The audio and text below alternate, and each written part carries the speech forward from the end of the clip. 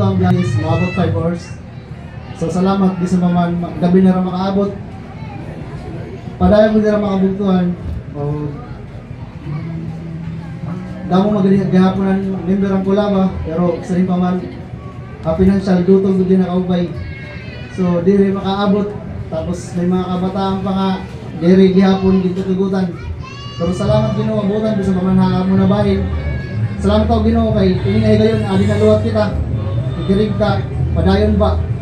Nan padayon kita nakaluhutay taliwala naton mga magdudulain ng mga problema. So salamat sa Ginoo mga kabuktuhan kay makanta na kami. Salamat sa Ginoo. Makanta. Glory. Jesus.